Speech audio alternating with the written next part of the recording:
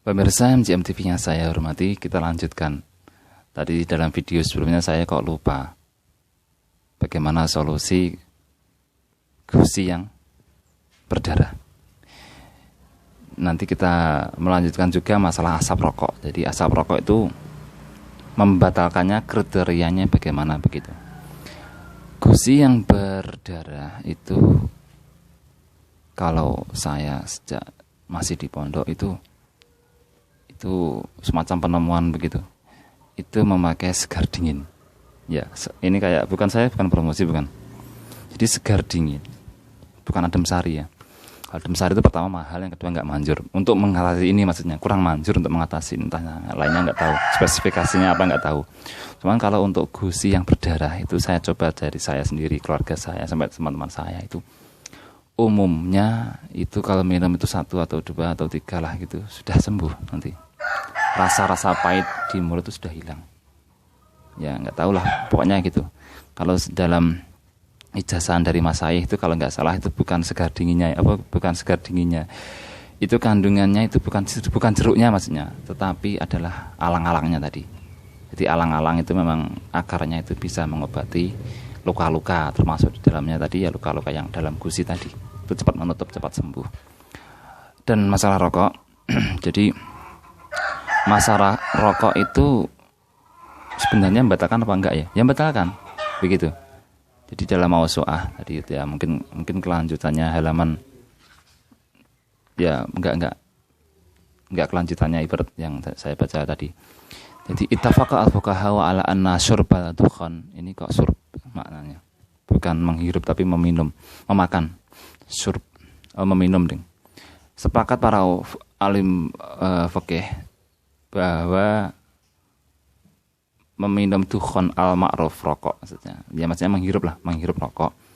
Athna ala shaumi yufsidu siyam, di tengah-tengahnya puasa itu bisa merusak. Yufsidu itu yang membatalkan langsung enggak. Yufsidu siyam li'annahu minal muftirat. Itu bisa merusak puasa karena hal tersebut adalah termasuk perkara yang membatalkan puasa. Jadi memasukkan memasukkan ain ke dalam, memasukkan sesuatu yang memang bisa diindra ke dalam rongga badan. Kadzalika yufsidu shauma law adkhala dukhan la halqahu min ghairi syurbin. Begitu juga nanti akan membatalkan puasa kita memasukkan asap. Bedanya kalau rokok itu ad-dukhan al-ma'ruf begitu. Kalau ad-dukhan aja hanya asap ke dalam tenggorokan. Entah asap rokok atau entah asap apalah sampai tenggorokan tuh. Memasukkan adkhala. Ada unsur kesengajaan memasukkan begitu. Bukan masuk. Kalau masuk sendiri kan tidak ada kesengajaan. Bal bistin syaki lahu amdannya ini ya. Jadi entah itu lewat mulut sampai tenggorokan ataupun entah itu istinsak lewat hidung. Amdan secara sengaja itu bisa membatalkan puasa. Amma idza wasala ila halqihi biduni qasdin. Adapun ketika masuknya tadi wusul ya, sampainya dukhon asap tadi sampai tenggorokan dengan tanpa adanya kesengajaan. Ka'an kana yukhalitu man yashrabuhu fadakhala dukhon halqahu duna qasdin. Dengan penggambaran misalkan kita lagi mukhalid, kita lagi bercampur baur dengan orang-orang yang lagi merokok. Maksudnya itu kita lagi ngobrol ataupun kita lagi satu ruangan dengan mereka. Terus ya tiba-tiba fadakhala dukhan masuk ini asapnya ke dalam rongga kita. Tanpa ada kesengajaan dari kita. Fala yafsudu bihi shaum, maka itu tidak merusak puasa. Idza la yumkinu al-ikhtirazu min dzalika, karena hal tersebut tidak mungkin untuk dihindari. Kita misalnya ada kepentingan dekat dengan orang yang merokok kok terus kita ngobrol dengan mereka, itu kan untuk menghindari asap rokoknya kan susah. Atau kita jalan gitu ke sana gitu. Terus di pertengahan jalan tuh ada orang ngobong-ngobong begitu, ada orang membakar sampah. Dan asapnya itu melewati jalan begini. Ini kan susah. Ya kalau asap ini hanya satu titik ya, kita lewati asap itu mudah, hanya butuh waktu sekian detik kita menahan nafas gitu. Yang penting pokoknya intinya itu tidak ada kesengajaan untuk memasukkan ke dalam rongga kita. Kita nggak ngerokok tapi kita sengaja untuk memasukkan asapnya, ya tetap membatalkan. Intinya begitu kan. Kayak kasus sholat di Masjidil Haram pada zaman di karangnya kitab itu, mungkin kitabnya Ana lah mungkin, atau Fathul Mu'innya itu kan jelas yang namanya tawaf ataupun dan saat terusnya itu kan harus suci dari yang namanya najis. Dan Masjidil Haram pada waktu itu, entah sekarang saya nggak tahu, belum ke sana, itu banyak burung yang terbang. Burung apa aku juga nggak tahu, pokoknya banyak burung yang terbang, terus itu nelek, kotorannya itu jatuh ke lantai.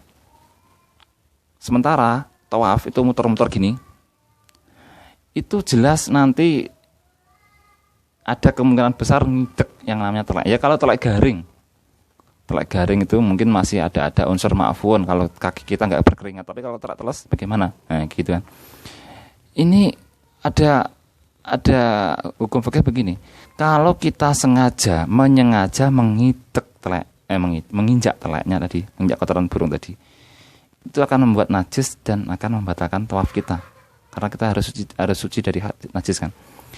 Beda kalau kita ngidek tapi dalam hati nggak sengaja pengen ngidek begitu.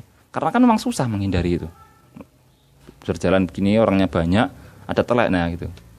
Kalau nggak sengaja menginjak ya hukumnya beda gitu. Jadi malah ma'fu. Ini kalau kita mengikuti bahwa kotorannya burung itu adalah najis. Ya. Karena itu khilaf.